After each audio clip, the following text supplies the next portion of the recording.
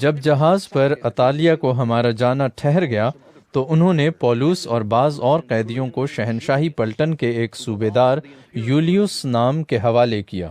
اور ہم ادرمتیوم کے ایک جہاز پر جو آسیا کے کنارے کی بندرگاہوں میں جانے کو تھا سوار ہو کر روانہ ہوئے، اور تھیسلونیکے کا ارسترخس مقدونی ہمارے ساتھ تھا۔ دوسرے دن سیدا میں جہاز ٹھہرا اور یولیوس نے پولوس پر مہربانی کر کے دوستوں کے پاس جانے کی اجازت دی تاکہ اس کی خاطرداری ہو۔ وہاں سے ہم روانہ ہوئے اور کپرس کی آڑ میں ہو کر چلے، اس لیے کہ ہوا مخالف تھی۔ پھر ہم کلکیا اور پیمفیلیا کے سمندر سے گزر کر لوکیا کے شہر مورا میں اترے۔ وہاں صوبیدار کو اسکندریہ کا ایک جہاز اطالیہ جاتا ہوا ملا، پس ہم کو اس میں بٹھا دیا، اور ہم بہت دنوں تک آہستہ آہستہ چل کر جب مشکل سے کندوس کے سامنے پہنچے تو اس لیے کہ ہوا ہم کو آگے بڑھنے نہ دیتی تھی، سلمونے کے سامنے سے ہو کر کریتے کی آڑ میں چلے، اور بمشکل اس کے کنارے کنارے چل کر حسین بندر نام ایک مقام میں پہنچے جس سے لسیا شہر نزدیک تھا۔ جب بہت عرصہ گزر گیا اور جہاز کا سفر اس لیے خطرناک ہو گیا کہ روزے کا دن گزر چکا تھا، تو پولوس نے انہیں یہ کہہ کر نصیحت کی کہ اے صاحبو، مجھے معلوم ہوتا ہے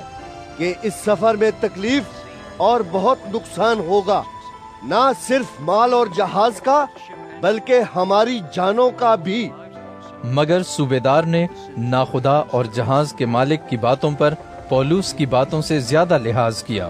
اور چونکہ وہ بندر جاڑوں میں رہنے کے لیے اچھا نہ تھا، اس لیے اکثر لوگوں کی صلاح ٹھہری کہ وہاں سے روانہ ہوں، اور اگر ہو سکے تو فینکس میں پہنچ کر جاڑا کاٹیں۔ وہ کریتے کا ایک بندر ہے جس کا رخ شمال مشرق اور جنوب مشرق کو ہے۔ جب کچھ دکھنا ہوا چلنے لگی تو انہوں نے یہ سمجھ کر کہ ہمارا مطلب حاصل ہو گیا، لنگر اٹھایا اور کریتے کے کنارے کے قریب قریب چلے۔ لیکن تھوڑی دیر بعد ایک بڑی طوفانی ہوا جو یوروکلون کہلاتی ہے کریتے پر سے جہاز پر آئی، اور جب جہاز ہوا کے قابو میں آ گیا اور اس کا سامنا نہ کر سکا تو ہم نے لاچار ہو کر اس کو بہنے دیا، اور کودا نام ایک چھوٹے جزیرے کی آڑ میں بہتے بہتے ہم بڑی مشکل سے ڈونگی کو قابو میں لائے، اور جب ملاح اس کو اوپر چڑھا چکے تو جہاز کی مضبوطی کی تدبیریں کر کے اس کو نیچے سے باندھا، اور سورتس کے چور بالو میں دھنس جانے کے ڈر سے جہاز کا ساز و سامان اتار لیا اور اسی طرح بہتے چلے گئے۔ مگر جب ہم نے آندھی سے بہت ہچکولے کھائے تو دوسرے دن وہ جہاز کا مال پھینکنے لگے، اور تیسرے دن انہوں نے اپنے ہی ہاتھوں سے جہاز کے آلات و اسباب بھی پھینک دیے، اور جب بہت دنوں تک نہ سورج نظر آیا نہ تارے،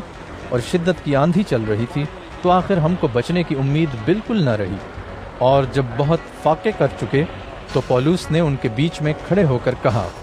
اے صاحبو، لازم تھا کہ تم میری بات مان کر کریتے سے روانہ نہ ہوتے اور یہ تکلیف اور نقصان نہ اٹھاتے، مگر اب میں تم کو نصیحت کرتا ہوں کہ خاطر جمع رکھو، کیونکہ تم میں سے کسی کی جان کا نقصان نہ ہوگا مگر جہاز کا، کیونکہ خدا جس کا میں ہوں اور جس کی عبادت بھی کرتا ہوں، اس کے فرشتے نے اسی رات کو میرے پاس آ کر کہا، اے پولوس، نہ ڈر، ضرور ہے کہ تو کیسر کے سامنے حاضر ہو، اور دیکھ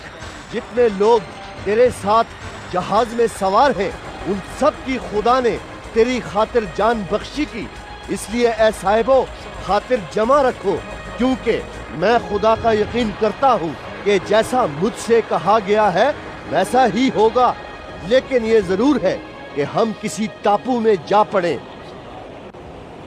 جب 14ویں رات ہوئی اور ہم بحر ادریہ میں ٹکراتے پھرتے تھے تو آدھی رات کے قریب ملاحوں نے اٹکل سے معلوم کیا کہ کسی ملک کے نزدیک پہنچ گئے، اور پانی کی تھاہ لے کر 20 پرسہ پایا، اور تھوڑا آگے بڑھ کر اور پھر تھا لے کر 15 پرسہ پایا، اور اس ڈر سے کہ مبادا چٹانوں پر جا پڑیں جہاز کے پیچھے سے 4 لنگر ڈالے اور صبح ہونے کے لیے دعا کرتے رہے، اور جب ملاحوں نے چاہا کہ جہاز پر سے بھاگ جائیں اور اس بہانے سے کہ گلہی سے لنگر ڈالیں ڈونگی کو سمندر میں اتارا، تو پولوس نے صوبیدار اور سپاہیوں سے کہا کہ اگر یہ جہاز پر نہ رہیں گے تو تم نہیں بچ سکتے۔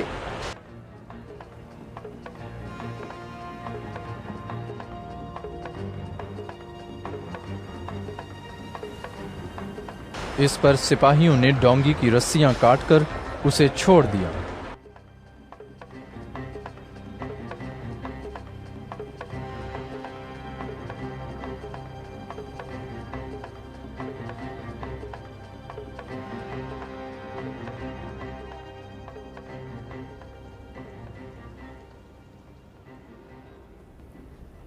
और जब दिन निकलने को हुआ तो पौलुस ने सबकी मिन्नत की कि खाना खा लो, और कहा कि तुमको इंतजार करते करते और फाका खींचते खींचते आज 14 दिन हो गए और तुमने कुछ नहीं खाया, इसलिए तुम्हारी मिन्नत करता हूँ कि खाना खा लो, क्योंकि इस पर तुम्हारी बेहतरी मौकूफ है और तुम में से किसी के सर का एक बाल बीका ना होगा। ये कहकर उसने रोटी ली और उन सब के सामने खुदा का शुक्र किया और तोड़कर खाने लगा। फिर उन सब की खातिर जमा हुई और आप भी खाना खाने लगे। और हम सब मिलकर जहाज में 276 आदमी थे। जब वो खाकर सैर हुए तो गेहूं को समुद्र में फेंक कर जहाज को हल्का करने लगे।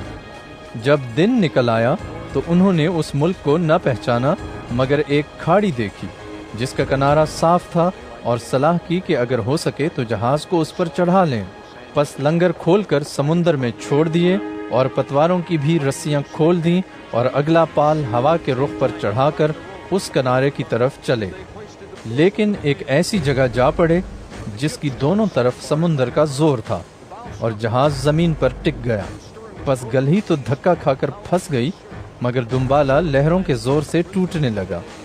और सिपाहियों की यह सलाह थी कि कैदियों को मार डालें कि ऐसा ना हो कोई तैर कर भाग जाए। लेकिन सूबेदार ने पौलुस को बचाने की गरज से उनको इस इरादे से बाज रखा और हुक्म दिया कि जो तैर सकते हैं पहले कूदकर किनारे पर चले जाएं, और बाकी लोग बाज तख्तों पर और बाज जहाज की और चीज़ों के सहारे से चले जाएं। और इसी तरह सब के सब खुशकी पर सलामत पहुंच गए।